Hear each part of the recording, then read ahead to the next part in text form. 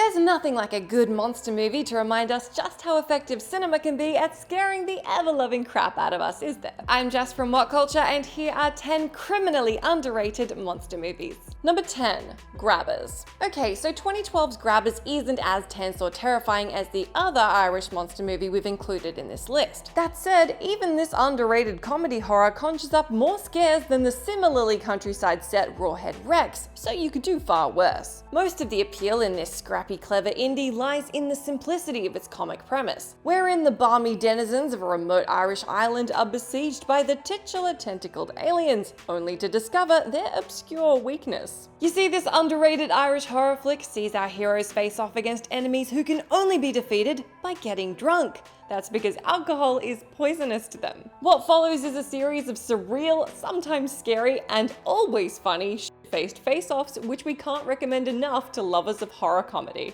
Number 9. Isolation. From the ridiculous to the sublimely ridiculous, this Irish indie from 2005 went almost unseen by mainstream audiences, and it's a shame the film's ingenious premise didn't draw in bigger crowds at the multiplex. With a small but uniformly superb cast, including the Babadook's Essie Davis and Possum's Sean Harris, this surprisingly tense and seriously scary horror flick follows the inhabitants of a small remote farm, which is under attack from a mutant cow. Yes, that really is the premise, and this film from future I'm Not a Serial Killer director Billy O'Brien actually manages to mine some serious scares, despite its comical idea. Just check this one out. You won't believe it until you see it. Number 8. The Relic. You already knew that special effects superstar Stan Winston's work was always going to put in an inevitable appearance on this list. That said, it wasn't easy to find a space on here. After all, is Pumpkinhead really all that underrated? And when the film is a revenge horror, a slasher, and a supernatural story of being careful what you wish for,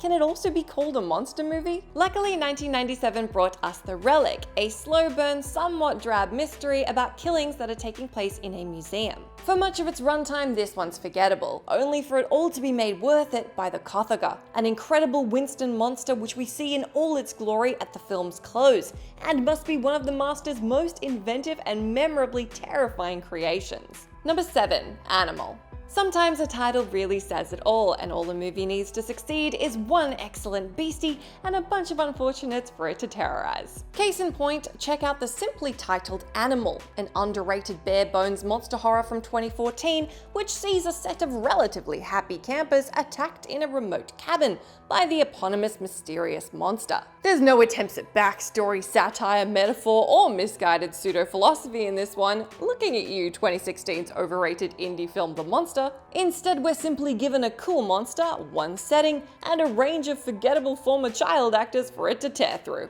Ideal. Number 6. From the Dark. Another disarmingly simple setup which is made all the more effective by its bare bones presentation, and another Irish flick. Many might see 2015's Sparse from the Dark as a step backwards for Stitch's director Conor McMahon. After all, where that 2012 comedy slasher saw the director attempt a more ambitious story, this more paranormal remix of 2013's In Fear follows only a pair of characters, specifically a young couple stranded in the remote depths of rural Ireland. However, as the lost and increasingly desperate couple face some sort of ancient evil accidentally uncovered in their unknowable surroundings, McMahon's assured direction mines the simplicity of the setup for some fantastic set pieces, before even revealing his much-awaited monster.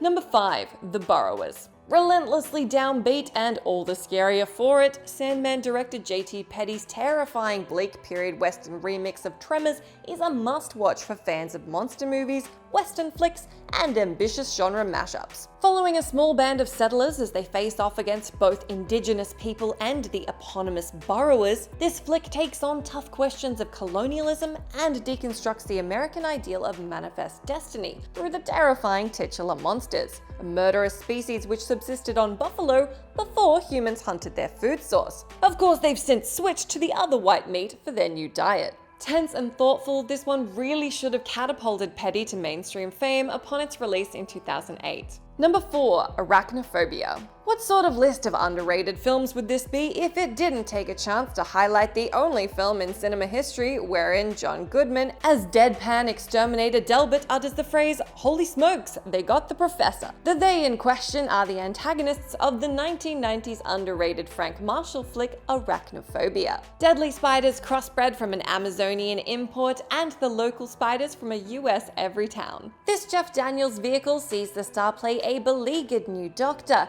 attempting to uncover the cause of many mysterious deaths in his new hometown. And the charming spooky film deserves more love for its funny cast and clever writing. Number 3. Critters. Not actually a Gremlins ripoff, despite what many critics would have you believe. 1986's Critters was in production prior to the blockbuster success of the Bird's Helmer Joe Dante's Christmas classic. Unfairly underappreciated due to its superficial similarity to said aforementioned well-loved monster movie, this flick from Bill and Ted director Stephen Herrick deserves more love from monster movie aficionados. Charting the invasion of a small US town by the eponymous monsters, the R-rated flick features more gore than Gremlins dared include alien bounty hunters searching for its villains, and a more dark and anarchic sense of humor than most Gremlins imitators which followed. Plus, its second sequel introduced the world to a young Leo DiCaprio. What more could you want? Number 2. Piranha 3D. Okay, so it's time to clear one thing up right off the bat. Yes, admittedly 2010's remake Piranha 3D is not as smart or satirical as Joe Dante's scrappy low-budget 1978 original. That said, this 2010 flick from Hills Have Eyes director Alexander Ayer is proof positive that the Switchblade romance director and torture porn auteur was willing to finally loosen up and have some fun at the multiplex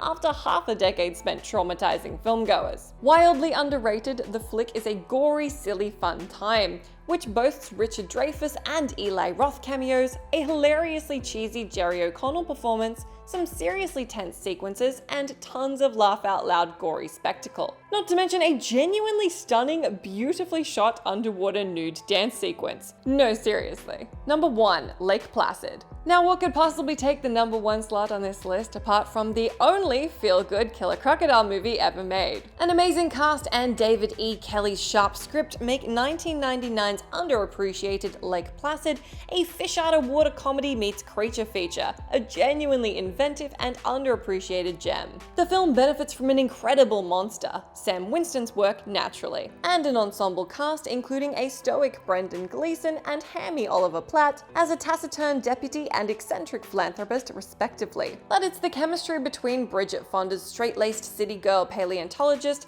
and Bill Pullman's gruff, snarky sheriff which makes this one an absolute delight. Well, that and the gory attacks and the tense and scary scenes and the Betty White cameo. You know, the typical monster movie necessities. Let me know down in that comment section what your favorite criminally underrated monster movies are. I've been Jess from What Culture. Thanks so much for hanging out with me. You can come say hi to me on my Twitter where I'm @JessMcDonald, but do stay tuned to us here for plenty more content.